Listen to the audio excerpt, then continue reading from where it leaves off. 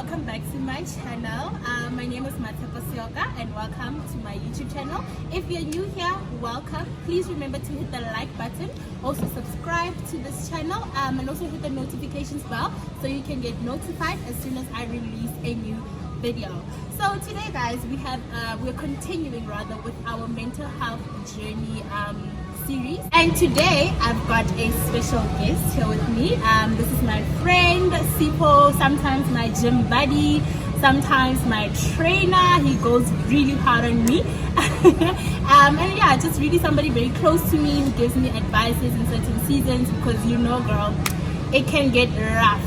And he's just going to really share with us about men and mental health, what men really go through, because I think in society today it's mostly women who are very open to talking about struggles and men rarely speak, because I think there is that myth that people don't really hear men out. So Sipho stood out and said, you know what, I want to speak, Seppi, I'm going to honor the invite, I want to really come and share, and maybe someone can take something positively from this. So yeah, welcome Sipho. Can you please actually tell our viewers a little bit more about yourself? Hello guys at home, my name is Sipho, my surname is Ningiza, and I'm 32 years of age. Well, I come from Atteridgeville, which is in the west of Pretoria, and I'm a brother, I'm an uncle, I'm a son, I'm a lover of life, yeah. I'm a fitness enthusiast, yeah. I'm a sports fanatic. I think that just describes who I am in short. Yeah. Okay, so thank you so much for that introduction. So yeah, Sipho, as you know, obviously when I called you, the purpose of this interview was about mental health, you know, because I think obviously it is Mental Health Awareness Month, October. Yes. So it's so important that we really have these conversations. So I want to actually ask you, Sipho, that as a man, in your position as a man and the experiences that you have actually gone through, what would you say are some of the challenges in society on men? I think I want us to actually start there because I think mental health obviously is a result of something, you know, of a breakdown in society. So what would you say on a personal level have been some of the challenges that you faced as a man that any other man can actually say, yes, I can relate to that? A good point that you brought across when you said that mental health is a result of a breakdown in society. Yeah. Now this is what I think happens. First and foremost, as men, do we even recognize or do we even realize when we are mentally broken? Okay. We don't, because we are from a society that expects out of us as men to be tough. Okay. But how you can tell that as society or as men of the society that we are broken and you are mentally ill? You can tell from our behavior. First and foremost, as men drink a lot. You know, substance abuse. Yeah. Women abuse, yeah. Child abuse, yeah. You know, that is all as a result of, you know, being mentally ill, yeah. Even though we don't know, yeah. But it is through our behavior and yeah. stuff that you do, for example, that shows. Yeah. Do you understand what I'm saying? Yeah. And like I said, the reason why we are not able to even tell that we are mentally ill, it's because of we live in a society that expects yeah. us to be tough, yeah. all the time. Yeah. So we sort of don't, you know, identify with being mentally ill, because I think in generally when you talk of a mentally ill person, you're thinking of somebody who's a lunatic. Yeah. You want to see somebody who picks up people, somebody yeah. who's the one talking alone. But it does not even have to get to that yeah, level to show that like you're that. mentally ill. Yeah. It does not look like that. Yeah. But you can tell through behavior such as sometimes, like I said, when you drink a lot, yeah. when you are abusive to other people, yeah. to women, to children. That's what I'm saying. Then those are the signs to show that, okay, and indicators that yeah. you might be mentally ill. Okay, so I actually want us to, because you mentioned something very important in that society does expect men to be tough, you know. So I want us to really talk a bit more about that. Like, what are some of the pressures that society expects men to be tough on? Like, what are some of the things, maybe let me make it personal to you. What do you feel are some of the expectations that society has on you in terms of being tough? You know, what areas would you say that society expects men to be so tough, and that's something that obviously leads into the bigger problems that we have today? Society does not expect us as men to be emotional. Okay. And it starts from a very, very young age when you're at home, yeah. you know, parents, your mother, your father does not expect you as a boy child to cry. Yeah. You know, you get bullied at school, Yeah. you come back home complaining. They would like rather expect you to go back and fight for yourself Yeah. instead of coming and crying out to them. Yeah. You know what I'm saying? Fighting amongst the siblings, Yeah. you know, they don't expect you to cry. How do you cry when you are a boy? Yeah. You know, your younger sister, your older sister, Yeah. I mean, she's Or a your girl. brother. Or your brother, Yeah. you know, you cannot cry. I mean, she's a girl. It starts when you're young, and it goes on and on and on up until you grow up. And when you grow up, it's when you now starting to have, you know, challenges around your finances as well. Okay. Yeah. You know, when you're having financial challenges as a grown-up man, you are still expected to be tough About and it, because you were taught when you were young that you need to kind of like not show emotion and say, Not- yo, I'm struggling, I need help. Yeah. Exactly. Okay. And then even in that instance, you're expected to rise above the whole situation when you, in reality, you cannot even, you know, cope. You don't have affordability. You cannot, you know, you cannot manage financially. But because of you're a man, you are then expected, you know, to be tough, even through that. Yeah. And I think that is where the problem is at, because now what it does is that you start, you know, looking for other means, you know, Yeah. to sort of help the situation. Yeah. And when it doesn't work out, It's a that's where the frustration and the Comes- anger comes into the yeah, picture. yeah. So it's what I'm trying to say is that being mentally ill as a man, it starts initially by, you know, from the society expecting you to be tough. Yeah. So not being given a platform or an opportunity or a chance to express yourself or your emotions. Okay, thank you so much for that. So now I actually want us to go a bit deeper, you know, go below the surface and, you know, make your story relatable to someone, you know. So I want you to actually think of the moments you've had in your life where you felt like, so right now something is not okay. My mental state of mind is just not okay. Can you actually go back in time and think of those moments and what was going on through your mind? You know, what were some of the feelings that you were feeling and what made it worse? You know, because I know that mental health or mental illness rather can leave you feeling so trapped. You know, so what were some of the experiences that you've had in the past? If you're comfortable to share, obviously, that you can actually just shed light on. You know, mine is quite, it's quite, I don't know whether I should say complicated or tricky or what's or not. It's on the basis of issues around me and my dad. Okay. So it's too many. Yeah. You get what I'm saying? Yeah.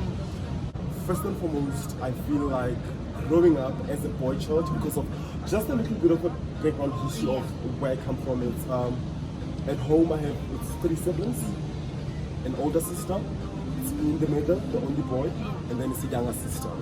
So what happens traditionally is that because I'm the only boy, then there would be so much expectations, you know, above my shoulders as a boy child. Yeah. And like I enlightened, like I said, I mean earlier on that it starts as when at an early age when you're a kid. So growing up, being the only boy child at home, first and foremost, my dad had so much expectations out of me as a boy. Yeah. So that's where the whole mental blockage started. Yeah. Because I now want to live towards pleasing him. Yeah, Whatever that I sure. do, it's around, you know, pleasing him. Yeah. Whatever type of person that I want to be, about him. it's about him. So my aim growing up was to be the type of person that my dad wants me to be, instead of being the type of person that you want to. I want to be or I can be. Yeah. So for a very long time, I've been, you know, was basically living under the shadow of my dad. So you can imagine what it does or what it did to my childhood is that I had a very frustrated childhood. You understand what I'm saying? Because I couldn't be myself for a very, very, very long time, because it's just expectations after expectations after expectations. And but now the tricky part in this whole thing is that having my father have so much expectations out of me as a boy child, looking at him, I couldn't don't know how to put this in a way that which is not. You know. No, just say it. Just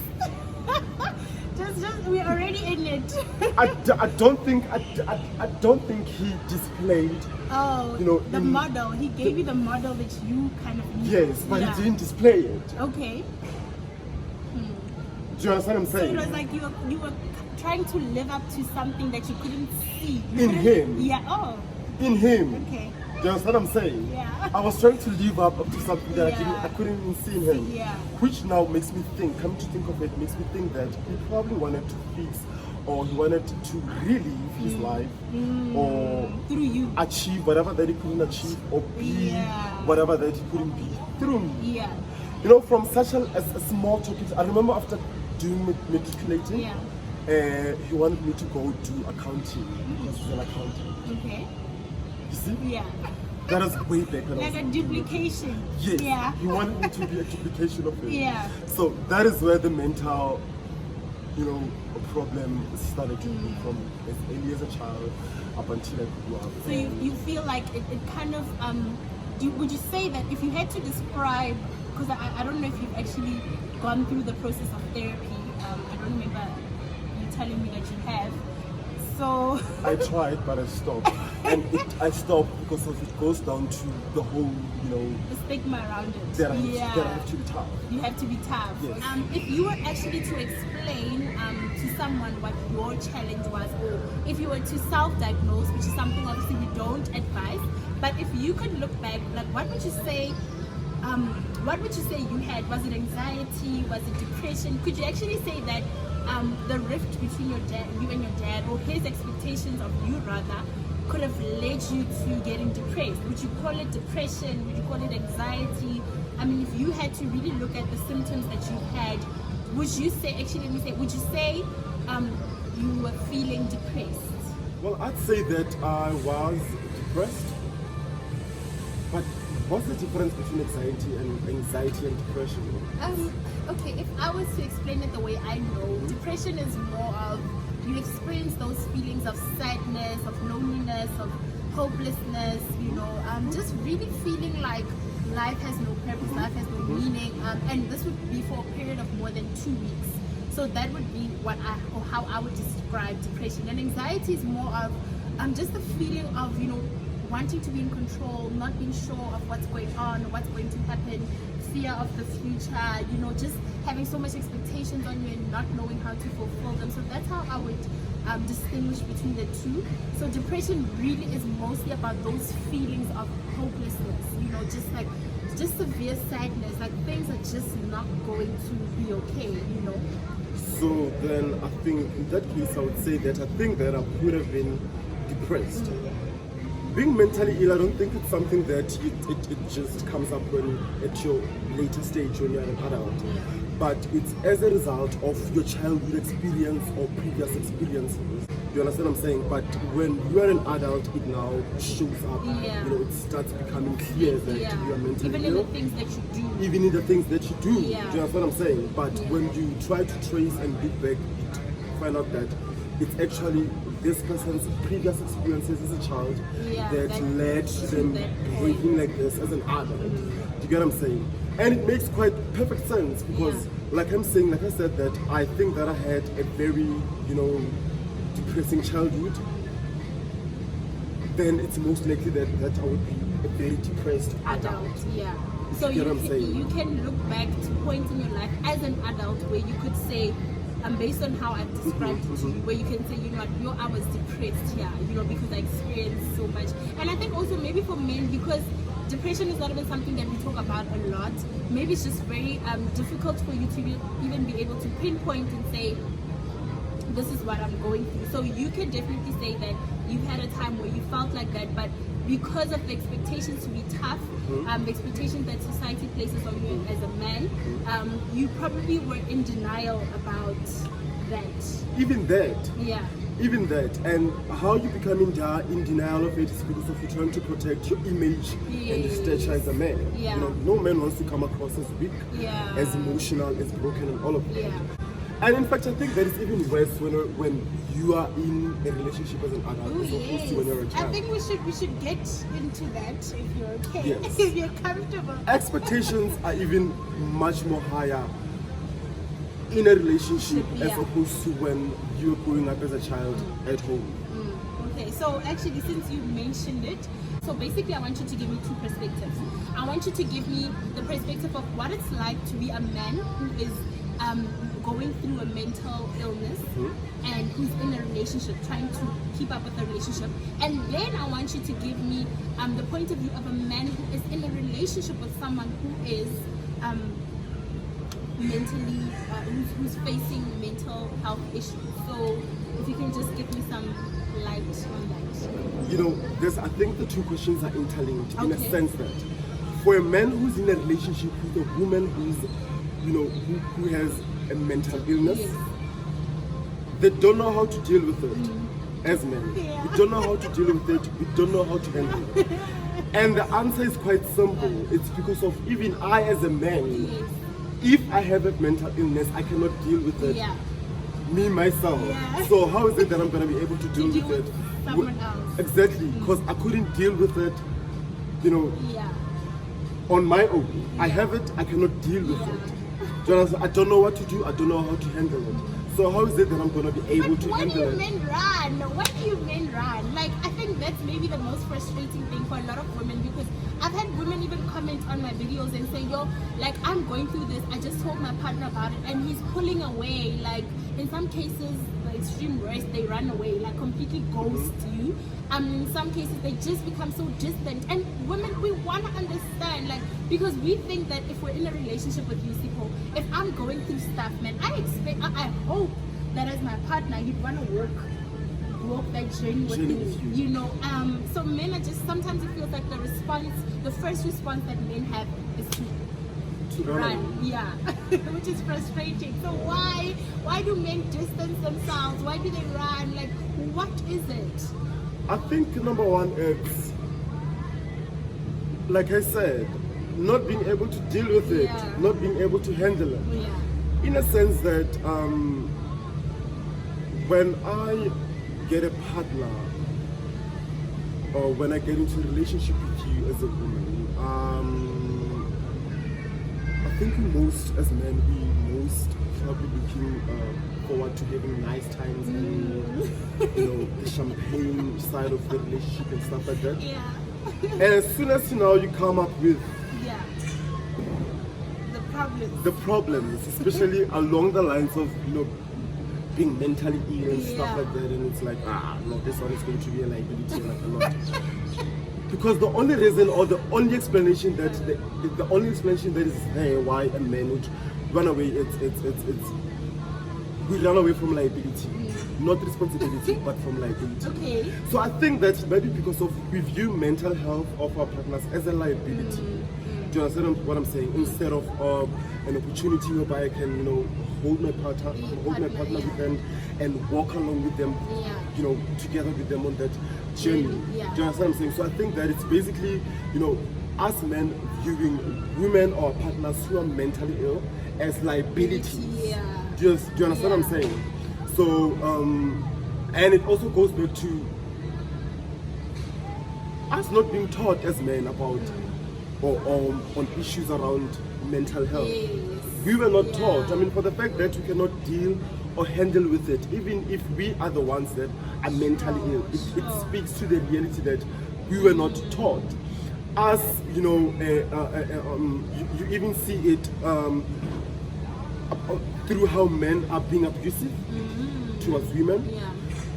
through how men are being abusive towards substance and, you know, alcohol and even children, because we are not taught how to express ourselves. Yeah. So we express ourselves through these things Other that are just channels, other yeah. channels, these things that I mentioned. Yeah. So how much more is it when I'm now have to deal with a woman or a partner that is mentally ill? When you were not taught about When I that, was not taught. from the perspective of a man being in a relationship, being the one who is experiencing, what's that like? Do you feel like you're a burden to your partner, and does that make you feel like you need to keep quiet a bit more, you need to not express, and do you feel that holding back from expressing yourself could have been one of the reasons that may have made those relationships not last, if that's the case? Yes, I think it differs from one person to the other. You spoke about holding back, right? For some other people, they deal with it through holding back and they not say anything and they disappear.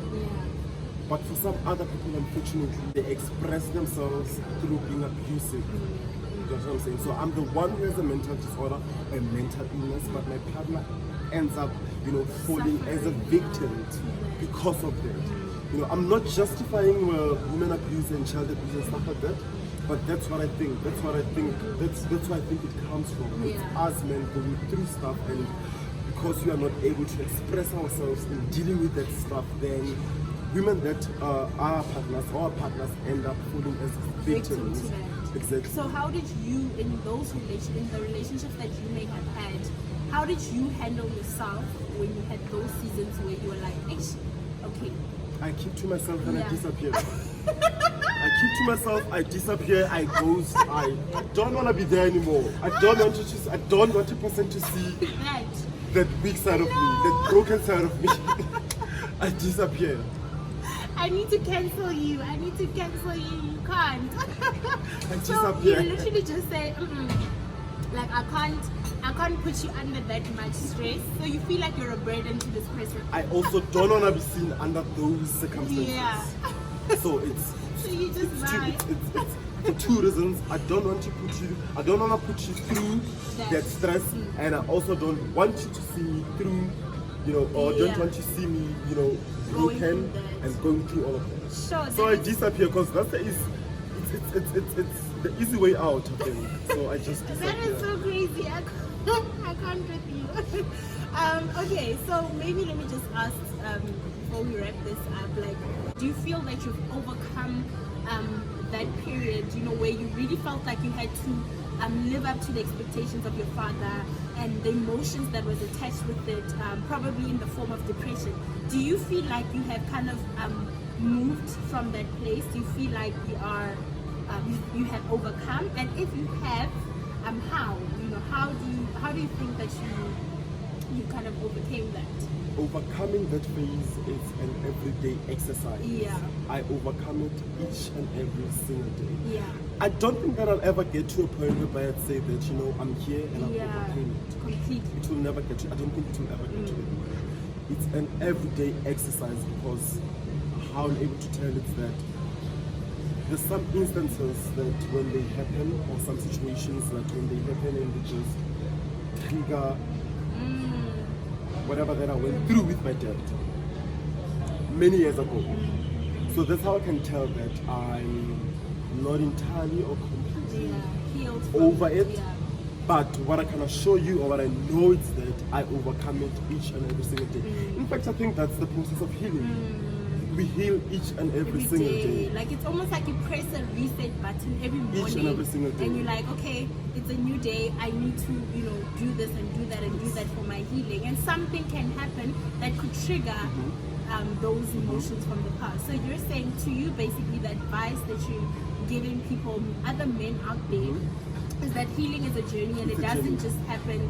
You never. So you're saying you never really reach a destination. It's like an everyday thing, It's an everyday thing, yes. Yeah. It doesn't happen overnight. Don't just move from your past today and the next morning you are over your past, but it's an everyday exercise. Same applies to being fit and maintaining a fit, healthy body. I know you were gonna go there. Yeah, it's an everyday thing. You Yeah. cannot just say that because I've been working out throughout the entire year, I'm fit and then I stop. You You're going to relapse, yes. Yeah. You're going to relapse. So to ensure that you don't relapse and go back, you need to exercise it each and every single day. You Same way with the mind. Same way with the mind, same way with healing and all. What would you say to the men out there who are suffering from mental illness, or who are in a relationship with someone who is suffering from mental illness? Like, what is the advice or the parting words that you would give to men who really need to know that mental illness is real? Not to say it's a death trap, but it is real. And in order to not act out because of it, through the examples that you mentioned, like the substance abuse, the woman abuse, child abuse, what is it that men need to do going forward in terms of acknowledging that this is something that is a reality, you know? You know, the one way of healing when it comes to, you know, when it comes to issues around your mental health, your emotions and stuff like that, the one way of healing is we need to talk. And we don't talk as men. Yeah. I'm one of them, including myself. Like I mentioned earlier on, that I keep to myself and I run away. And the reason why we don't talk is that we want to keep up with the expectation of being tough. Yeah. Do you understand what I'm saying? Yeah. So it's not easy for us to express ourselves. You know, which is most commonly through talking. Do you understand what I'm saying? Yeah. So we need to start talking as men. Yeah. If it is not with our partners, because it's most likely to be difficult talking to your partner, then let us talk amongst ourselves as men. Yeah. You know, within our cycles, Yeah. friendship cycles, gym cycles, sports cycles, you know, drinking cycles, if we go out for drinks and stuff like that. We need to talk. We need to start changing conversations that we have amongst ourselves as men, instead of talking about soccer, cars, expensive drinks and stuff like that. But we need to start, you know, talking and real constructive conversations that are going to build us as men and address issues that we suffer from as men. Use our gatherings through, be it at gym, be it at parties, soccer fields. Use those gatherings or those cycles as a platform for us to be able to express ourselves. Yeah. Because I know that going for psychological help, For men, it's tough. it's tough. But I think maybe we should also just put it out there that therapy, guys, I always advocate for therapy. So, you know, if you can, then do it. You know, do it, especially if you're going through mental health challenges. For both men and women, just go to therapy. I mean, the first few sessions will seem like it's a waste of time, probably for some people, but just keep going and being consistent at it. Yes. You know? So, yeah, guys, that's all we have for today. Thank you so much, Sipho, for joining us. Thank you very much for having me. That was very, very, very insightful. I learned a lot. I didn't even know that you ghost people, but it's fine. We'll It's the easy way out. It's the easy way out. We'll sort that out. Okay, so thank you so much for coming. Thank you guys for watching. Please remember again to like this video if you haven't already liked. Please subscribe as well, and also share down share what you think, your thoughts in the comment section below. I want to be featured again on this channel for this series particularly. Please do send an email. I will put my email address in the description box below. So thank you so much for watching. Please have an amazing day, and I will see you guys on the next video. Bye.